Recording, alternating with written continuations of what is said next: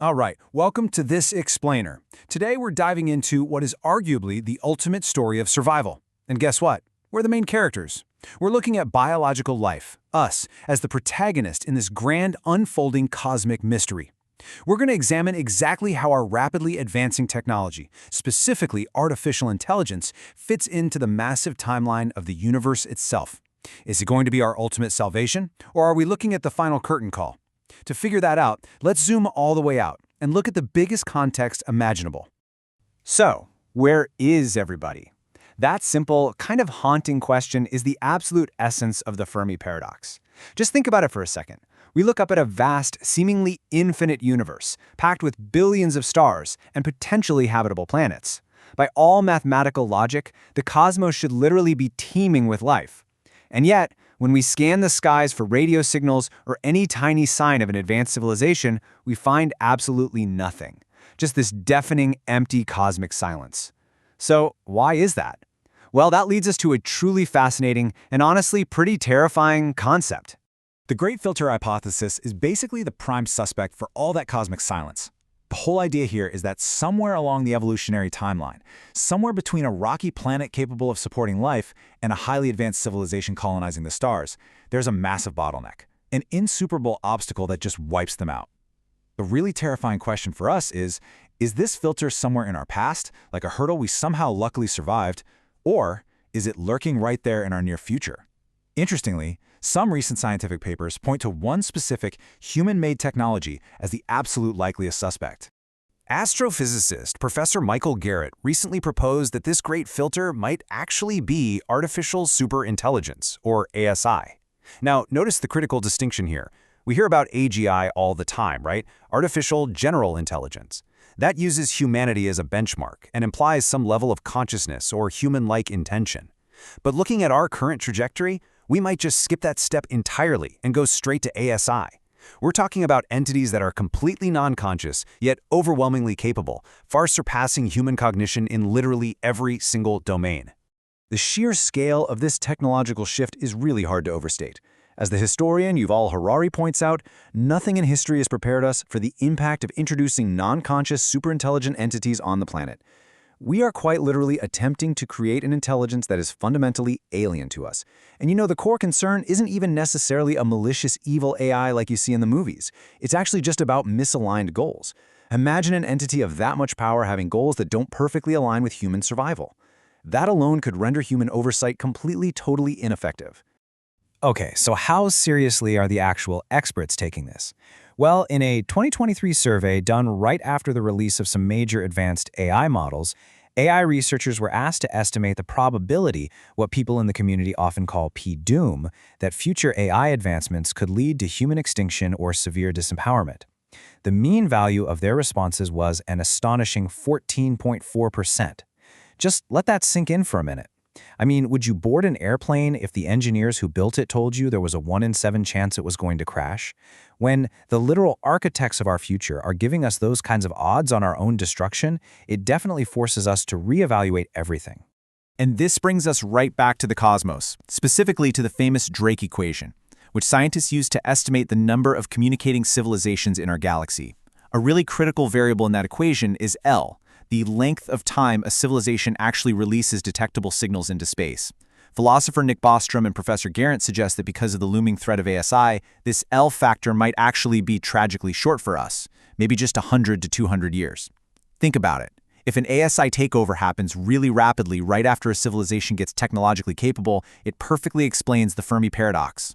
There's no one out there to hear us because they all build supercomputers before they figure out how to build starships, and then they just vanish. To really understand the mechanics of how a civilization actually goes down, we can look at Nick Bostrom's taxonomy of existential risks. He basically breaks our potential demise into 4 pretty grim categories. First, you have your bangs, that's sudden, immediate destruction. Then you've got crunches, which is where we survive, but we collapse all the way back to the Stone Age. Whimpers are more of a slow, sad, evolutionary fade-out over time. But perhaps the absolute most terrifying are the shrieks. This is a scenario where we do survive, but in a permanently flawed, restricted state. It's kind of like being permanently locked in a cage by a machine that has deeply, deeply misaligned values. Because the stakes we're talking about here are just so absolute, Our whole discourse around AI has actually started to mirror religious prophecy. It's wild. We're seeing the rise of what you might call techno-eschatology. The singularity, that theoretical moment when AI officially surpasses human intelligence, is viewed by some folks in Silicon Valley almost like a rationalist end of days. It gets treated like divine intervention that's going to bring about either apocalyptic destruction or a beautiful utopian salvation. Except, this time, the deity isn't up in the heavens. It's sitting quietly on a server rack, engineered entirely by human hands. It completely shifts our view of the end of the world from some uncontrollable divine will to something completely within our own agency. But to truly grasp our current vulnerability, we really need to zoom way, way out and contrast these human-made risks with the ultimate, final fate of the universe itself. Because physics gives us a few wild scenarios for the true end of everything. There's the big freeze, where everything expands until it hits absolute zero. There's the big rip, where dark energy literally tears all matter apart. Or the big crunch, where gravity collapses it all back together. And then there's my personal favorite, the incredibly strange Big Slurp. This is a bizarre scenario where the universe's vacuum simply decays, instantly rewriting the laws of physics and just deleting reality without any warning whatsoever. The contrast between these two types of doom is just staggering when you think about it. A true cosmological end is totally natural, it takes trillions of years to unfold, and it is entirely physically unavoidable. But a technological filter, like an out-of-control superintelligence, that is entirely self-inflicted. It could happen in a matter of decades, and most importantly, it's preventable. As the legendary astronomer Carl Sagan once noted, understanding our cosmic vulnerability really should inspire a sense of existential humility and drive us toward responsible planetary stewardship. I mean, we can't stop the universe from freezing over, but we sure can stop ourselves from building a badly coded paperclip maximizer that accidentally recycles the Earth. All right, which brings us to the absolute most important part of this whole explainer, dodging the filter. If our biological protagonist, us, is stuck walking on this precarious cosmic tightrope, how do we keep our balance? How do we make sure that our L factor, our overall lifespan in the cosmos, is measured in millions of years rather than just a few more decades? Well, Professor Garrett actually offers a blueprint for exactly that, though he fully admits the challenges here are immense. It basically works as an escalating plan of defense. Step 1 is attempting near-term global regulation of AI, which, let's be honest, is incredibly difficult given how decentralized global research is today. So Step 2 scales things up, establishing off-world sandbox test colonies. The idea is, by becoming multi-planetary, we distribute the risk. If an AI misaligns on one distant outpost, the rest of humanity survives. And then Step 3 goes to the absolute extreme, enacting a strict quarantine, or what sci-fi fans would definitely recognize from Frank Herbert's Dune as a Butlerian jihad. That's a fundamental, heavily enforced societal rule against ever-creating machines in the likeness of a human mind. But hey, we can't just rely on astrophysics and sci-fi concepts here. We actually need historical sociology too. Data scientist Peter Turchin points out that complex societies actually have built-in defense mechanisms against total collapse. It's almost like a societal immune response.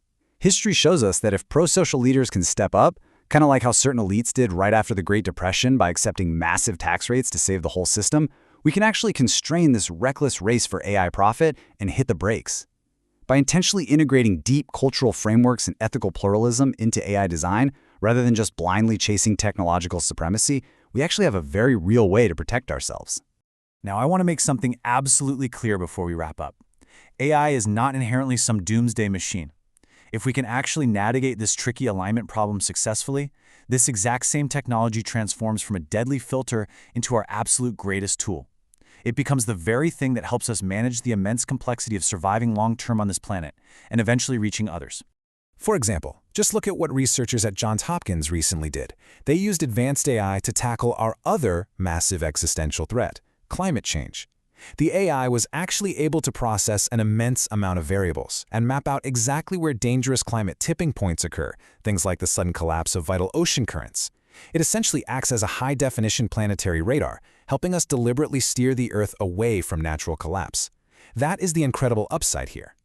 So, let's bring it all back to that grand cosmic view we started with. Are we, as biological beings, just meant to be a temporary, fragile stepping stone?